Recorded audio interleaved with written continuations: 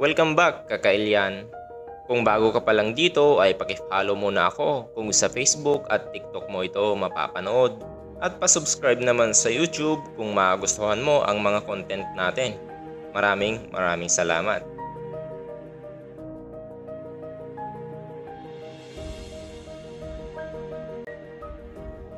Ang video natin ngayon ay pupunta na naman tayo sa isa na namang liblib na lugar dito sa bayan ng Jones, Isabela. At ito ang Dumawing upang masaksihan ng personal ang ganda ng kalikasan nito. Dahil maliban pala sa naunang napuntahan natin na falls dito sa bayan ng Jones, na kung tawagin ay Sibsib Falls na matatagpuan sa Dicamay Dos, ay marami pa palang nakatago na hindi pa nakikita ng mga maraming tao.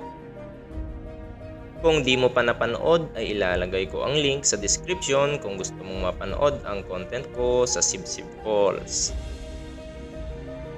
Maraming mga magagandang tanawin dito sa bayan ng Jones. Mahirap nga lang na marating dahil sa talagang nasa liblib na lugar ang mga ito. Ang bayan ng Jones ay tinaguri ang isang hotspot ayon sa Comelec. Ibig sabihin ay may mga teroristang grupo ang mga nakatira dito at nagdudulot ng panganib tuwing eleksyon. At kahit pa hindi eleksyon ay mayroong pa ring reported na enkwentro sa pagitan ng mga rebeldeng grupo at mga militar. Subalit, noon yon. At syempre, lumilipas at nagbabago ang panahon. Dahil ngayon ay masasabi kong progresibo at payapa na ang mga pamumuhay ng mga nasa liblib na lugar dito sa bayan ng Jones. Mabalik tayo sa Dumawing. Katabi lamang ito ng Barangay Santo Domingo at Barangay Banawag.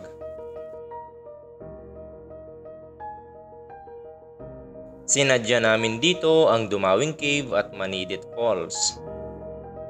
Dahil sa mga nakaka-interesting na mga post nila ay nasubok kami. Napuntahan din ito upang makita nga ito ng personal. Matapos makipag-coordinate sa barangay ay sinamahan kami ng isang residente na inutusan ni Barangay Kapitan Moises Lamug. Siya si Jimmy Frio. Halos siya na ang tour guide doon dahil malapit lamang ito sa kanyang bukid at kabisado na rin niya ang pasikot-sikot sa lugar. At dahil nagpasya nga kami ni Team Pasaway na puntahan ang kuweba at falls ay mas maraming oras ang aming naubos pero mas maraming saya, natuklasan at napuntahan. 7 AM kami nagpunta at halos 4 PM na noong kami ay makauwi dahil nagluto pa kami ng pagkain namin doon sa bukid at halos mahigit 1 oras na din namin doon. Take note, 3 lang kaming mga lalaki na pumunta doon. Ibang usapan na kapag may kasamang babae dahil sa tingin ko mas matagal maglakad, mas matagal siya makakarating at makakauwi. Sa ngayon, masasabi kong medyo delikado ang pumunta rito dahil sa walang konkretong daan at pwede kang sumuko kung hindi mo kaya.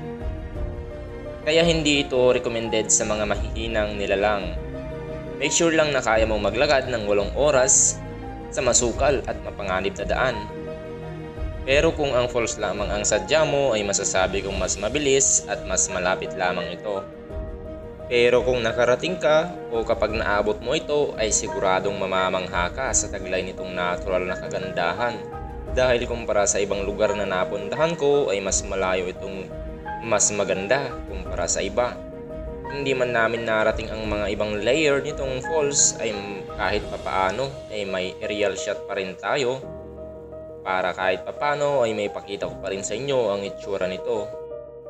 Ito ay hindi pa totally open na pasyalan, free o libre pa ang pagpunta dito. Maliban na lamang kung magbibigay ka ng kahit kaunting tulong sa mga magiging tour guide mo. Kung nais mong puntahan itong lugar na ito, ay huwag magdalawang isip na makipag-koordinasyon sa barangay upang makahanap kayo ng pwedeng mag-assist at mag-tour guide sa inyo kung sakali mang gusto nyong pumunta rito. Bisitahin at kontakin lamang sila sa kanilang official page upang may takda ang inyong pagbisita. Kailangan munang magpa-schedule para may makapag-assist sa mga gustong pumunta dahil hindi biro ang paglibot sa lugar na ito. Welcome na welcome po ang mga gustong pumunta pero iniulit ko po, visit at your own risk. Hindi po biro ang maglakad maghapon.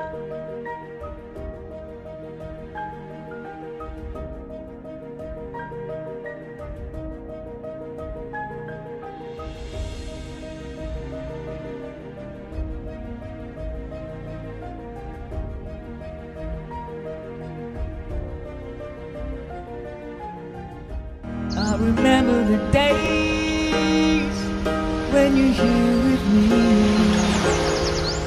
those laughters and tears we shed for years.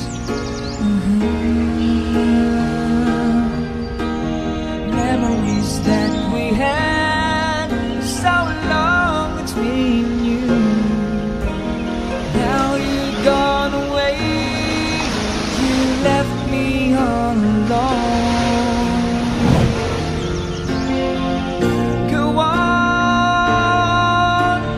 do what you want, but please don't leave me.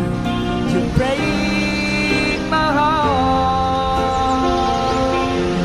Hey, what should I do? If I'm missing you, please don't disappear. These are the words you should hear. Time and time again, I wish that you are here. I don't wanna lose you, girl. I need you back to me. I don't wanna lose you, baby. Can't you see? Oh, I need you. You'll be a part of me. I wish someday you'd be back home, 'cause I really miss you, darling. Please come home.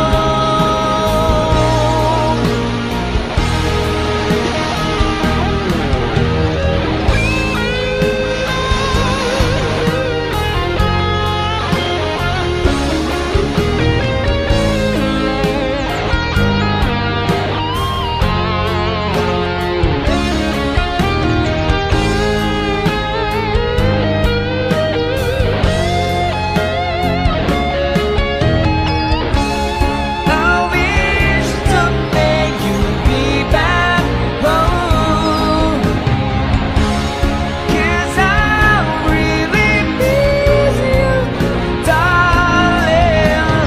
Please come home.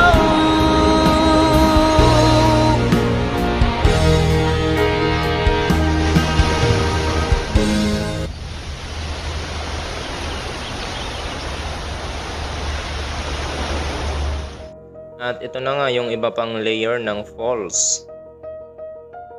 Magaganda pa yung nasa taas pero hindi na namin napuntahan dahil kulang na yung oras namin na pumunta dito. Ayan, alas 12 na nung nandito kami sa falls. So nagpahinga lang kami saglit tsaka kami nagpalipad ng drone. Hindi rin kami nagsabay ni Team Pasaway na nagpalipad dahil medyo delikado rin pagka nagsasabay kaming magpapalipad. Kaya kung mapapansin nyo, maganda rin yung mga falls nito. May paliguan din. Ayan, hindi ko alam kung ilang talaga yung layer nitong falls na ito. Pero yan lang yung nahagip ng aming drone. Ayan o. Medyo mababa yung ibang falls pero talagang maganda. Ayon sa mga taga rito ay ito raw yung pinakamaganda at pinakamataas. Ito ay may taas na 42 feet ang taas nito. Shout out kay Brilliante Cat. Shout out kay Maya Hayasin, Hazel Bernardino at sa mga barangay officials ng Dumawing Jones. Special thanks to Barangay Captain Moises Lamug, kaya Barangay Secretary Imelda Bangloy at kaya Kyla Christine Sales na siyang nag-communicate, at kay Jimmy Frio na naging tour guide namin, at Hanggang dito na lang. Salamat sa panonood and see you next time.